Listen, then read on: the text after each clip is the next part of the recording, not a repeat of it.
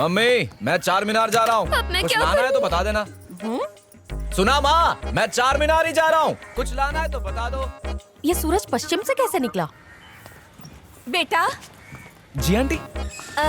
तुम चार मीनार की तरफ गोइंग? जी आंटी, मेरी एक बहुत इंपॉर्टेंट मीटिंग है। नैना की स्कूटी पंक्चर, तो क्या तुम उसको ऑफिस ड्रॉपिंग? तू शट अप कर। आंटी एक्चुअली वो पेट्रोल का पैसा आई गिविंग। अच्छा ओके आंटी, नो प्रॉब्लम, भेज दो उसे। हाँ, जा बेटा। नहीं, मैं नहीं जा रही। एक दिन की पगार कटाने से अच्छा है तू नेबर के साथ जा। अच्छा मेरा आशीर्वाद तेरे साथ है।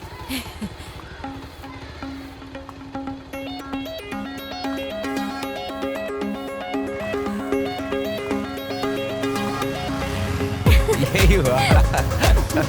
आज नजारा अच्छा है ना? तू सपने देखता रहे, मैं इसे ड्रॉप करके आती हूँ।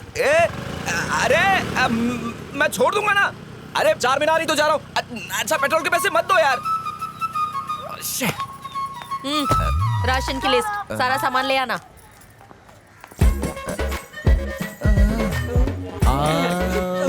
भाभी आ गई, चलो चलो कल्टी मारो कल्टी मारो। ए मैं आ रहा हूँ भाई।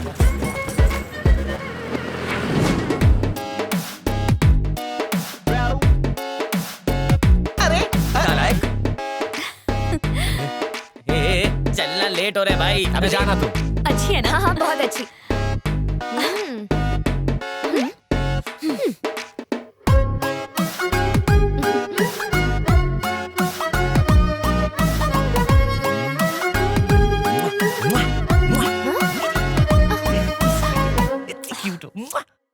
माँ और कितनी हमाली कराओगी? ए, चुपचाप काम कर, ये भी रख। क्या हूँ मैं? अरे अब इसको क्या अपने सर पे रखूं? बकवास बंद कर, जगह बना के रख दे। कहाँ रखूं इसे? सत्यानाश हो, इस लड़के से एक काम नहीं होता, सब गिरा माँ दिया। मैं कह रहा था ऊपर जगह नहीं है। ये क्या फालतू की फोटोज रखी हुई हैं? रद्दी वाले को दे दो ना। इनमें तेरे पापा की जान बसती है, कभी उनके सामने मत कह देना।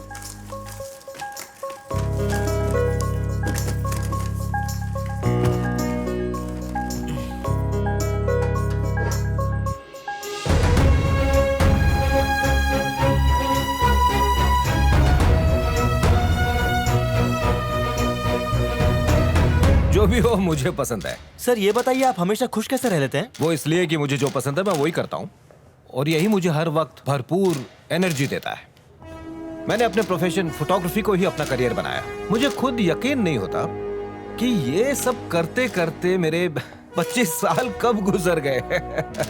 मुझे वक्त का पता ही नहीं चला। सर अब तक आपको कई नेशनल और इंटरनेशनल अवार्ड्स मिले हैं, आपको कैसा लगता है? अच्छा लगता है और इसीलिए मैं अपने बेहतरीन फोटोग्राफ्स को एग्जीबिशन के जरिए आपके सामने पेश कर रहा हूँ। सर क्या आपको अपने काम से कभी बोरियत महसूस हुई है?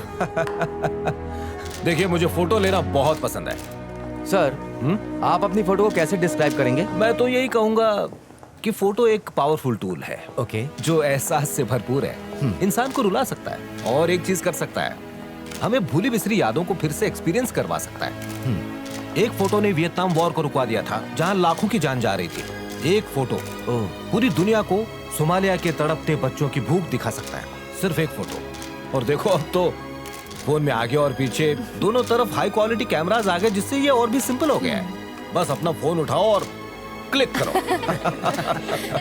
और ऑफ कोर्स कहना पड़ेगा उनमें भी कई अच्छे फोटोग्राफर्स हैं। पर वो आप जैसे कभी नहीं बन सकते सर। नहीं नहीं, ऐसी बात बिल्कुल नहीं है। बहुत से अच्छे फोटोग्राफर्स मौजूद हैं। हो सकता है मुझसे भी बेहतर हो जो बस यहाँ तक ना पहुँच पाया हो, और शायद वो कोई और काम कर रहा हो। सर्वे के हिसाब से 90% लोग अपने शौक को मार कर एक दूसरी लाइफ जी रहे हैं, सिर्फ इसलिए कि उनका परिवार एक बेहतर जिंदगी गुजार सके। और मैं आपको बता दूं कि सिर्फ 10% लोग ही अपने शौक को अपना प्रोफेशन बनाते हैं और एक बेहतर और मनपसंद जिंदगी जी पाते हैं। और मैंने उन 10% में रहने का फैसला किया है, इसलिए मैं जो हूं आपके सामने हूं। हर किसी को सोचा हुआ मकाम नहीं मिलता। मैं भी क्रिकेटर बनना चाहता था पर नहीं बन सका। परिवार के लिए तो कुर्बानियां देनी पड़ती हैं। मैं भी बाला सुब्रमण्यम की तरह गाता था। सब लोग बोलते हैं बाथरूम में कब तक गाएगा, ये फिल्म का हीरो लोग के लिए गाना गाओ। किस्मत देखो तुम लोग के साथ बैठा है। नौकरी है, हमारा भरा पूरा परिवार है, हम बहुत खुश हैं। भगवान से जो मांगा सब मिला, भला और क्या चाहिए।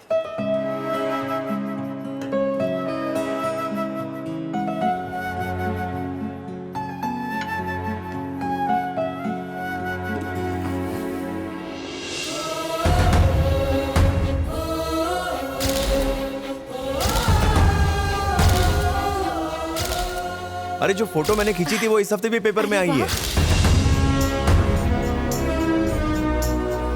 हमारी अगली मीटिंग 6:30 बजे है ना? हाँ वहाँ पर।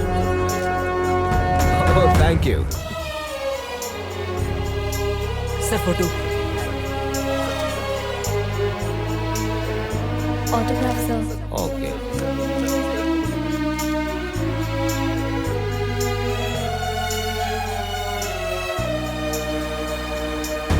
हटिए हटिए प्लीज, साइड हटिए। एक फोटो प्लीज। अजय हट जाइए।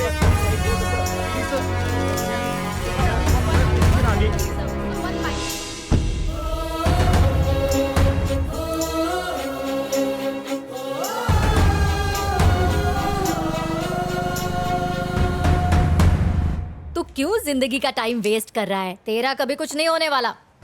पैदा होके तूने धरती पे एहसान किया है। सीवी देख, बकवास। ज्यादातर बड़े काम एवरेज मार्क्स लाने वाले लोगों ने ही किए हैं मैम। ये बात है। हाँ हाँ, तू एक काम कर, तू ना कोई रापचिक काम करके बता, फिर मेरे पास आ। हाँ, कल्टी मार। खाया पिया कुछ नहीं, गिलास तोड़ा बारह आना। हाँ? अगर जॉब नहीं देनी है तो मत दो, लेकिन मेरे दिमाग का दही मत करो। फूल किसको दे रहा है रे? हर बार बॉर्डर पे जा के पास हुआ है, फिर भी यहाँ जॉब मांगने आया है। बड़ी बड़ी बातें कर रही हो, पहले टाई तो ठीक से पहन लो। हाँ? इसकी तो इंटरव्यू के लिए तुम जाते हो और चले आते हो, ऐसा कब तक चलेगा? कोशिश कर रहा हूँ पापा, पसंद की जॉब ही नहीं मिल रही तो क्या करूँ? बेटा पैशन के साथ पैसा भी जरूरी है। जिंदगी में हर किसी को पसंद की चीज नहीं मिलती। कभी कभी ना चाहते हुए भी हमें वक्त के साथ समझौता करना पड़ता है। फिर भी बचपन से लेकर आज तक मैं कोशिश करता रहा कि मैं तुम्हारी हर ख्वाहिश को पूरा करता रहूं, ताकि तुम्हें किसी चीज की कमी महसूस ना हो। हर चीज दी मैंने, और अगर फिर भी तुम्हें कोई काम नहीं मिलता, इसका मतलब तुम्हें उसमें दिलचस्पी नहीं है। तो फिर किस चीज में दिलचस्पी है? मुझे बताओगे तभी तो पता चलेगा ना। दिलचस्पी की बात नहीं है पापा। तो फिर अगर तुम्हें अपने टारगेट के बारे में पता होगा तभी तुम सही निशाना लगा सकते हो ना। वक्त बर्बाद मत करो, बीता हुआ वक्त वापस नहीं लौटता। ठीक है पापा।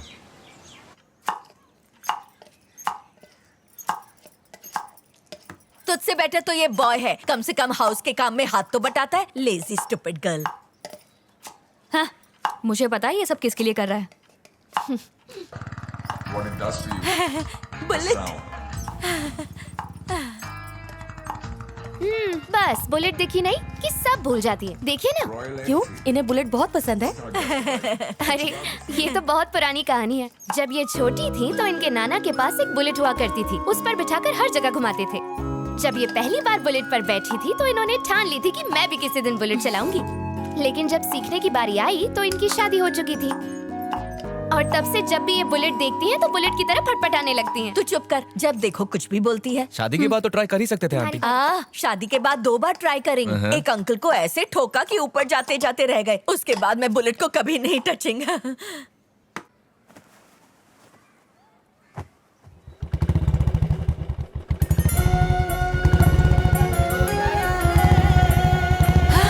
आंटी आ जाइए, आपको बुलेट सिखाता हूँ। बुलेट? नहीं बेटा, आ जाइए, आ अब जाइए। इसे चलाना मेरे बस की बात नहीं है। पर तुम इसे लाए कहाँ से? आप आम खाइए ना आंटी, गुटलियाँ क्यों गिन रहे हो? हाँ? अरे बैठिए ना। सबकी रक्षा करना। आप अपनी कर लो बस। ये क्लच है, अच्छे से पकड़िए। पकड़ेंगे। अब स्टैंड ऊपर कर लीजिए। ओके। अब ये क्लच पकड़िए, ऑन कीजिए और ब्रेक दबाइए, गियर डालिए। अब धीरे से क्लच छोड़िए और रेस भी जोर का झटका लगा। कोई बात नहीं, फिर से कोशिश करते हैं। अब क्लच दबाइए, स्टार्ट कीजिए और धीरे से रेस लीजिए। डरिए मत, क्लच दबाइए। टेंशन मत लीजिए, मैं हूँ आपके साथ। बर्बाद हो जाएगा। हट जाओ यार।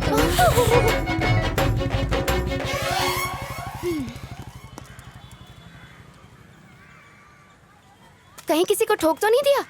क्या फर्क पड़ता है, शौक तो पूरा हो जाएगा। वैसे वो दाना आंटी के ऊपर फेंक रहा है, पर उसका असली शिकार तुम हो। अभी तक नहीं आए, कहीं दूर तो नहीं निकल गए? चलो देखते हैं।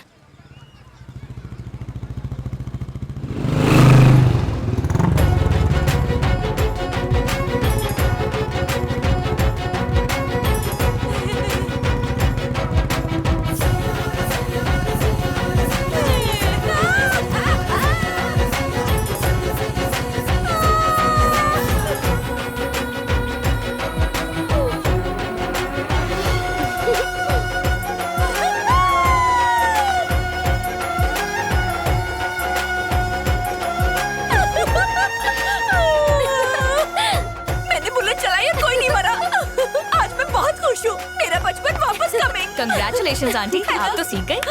कब से बुलेट चलाने की सोच रही थी, आज ड्रीम फुलफिलिंग।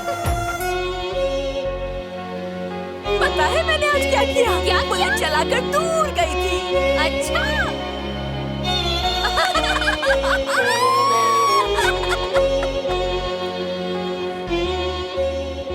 मैं दावे से कह सकती हूँ ये तुम्हें इम्प्रेस करने के लिए ही आंटी को पटाने की कोशिश कर रहा है।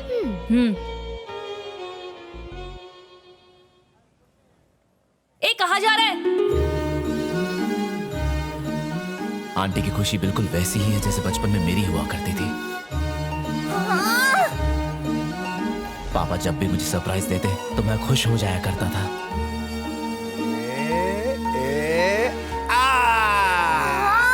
मेरा पहला स्टाइलिश स्कूल बैग,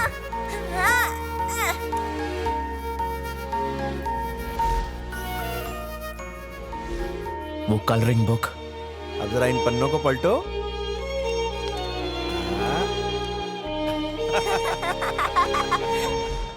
और वो वीडियो गेम वीडियो गेम सब याद है मुझे। Video game.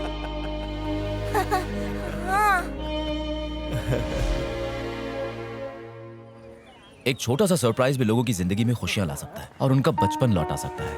रोजमर्रा की जिंदगी में छोटी छोटी खुशियां भी बहुत मायने रखती हैं और इनकी वजह से ही बेरंग जिंदगी बहुत रंगीन हो जाती है। अच्छा सरप्राइज मिलना मतलब लॉटरी लग जाना। तो मैं सोचा था कि क्यों ना हम इसे अपना करियर बना लें। करियर बनाएंगे? हाँ। क्या मतलब? Surprise planners, birthdays, marriage days, office events, get together, हम अलग अलग इवेंट्स के लिए अलग अलग सरप्राइज प्लान कर सकते हैं और इसके लिए हमें ज्यादा इन्वेस्ट करने की भी जरूरत नहीं है। जिसको जैसा इवेंट करवाना है उसके हिसाब से हम बजट बना सकते हैं। छोटे के लिए कम, बड़े के लिए ज्यादा बजट। आइडिया हमारा, खर्चा उनका। मेरे पास झकास आइडिया है। मान लो किसी के घर पे कोई मर गया है, हम उसके घर पे जाएंगे और एक बड़ा सरप्राइज देंगे। सही कहा। रोते हुए को फिर से हंसाएंगे और मनहूस माहौल को खुशियों भरा बनाएंगे।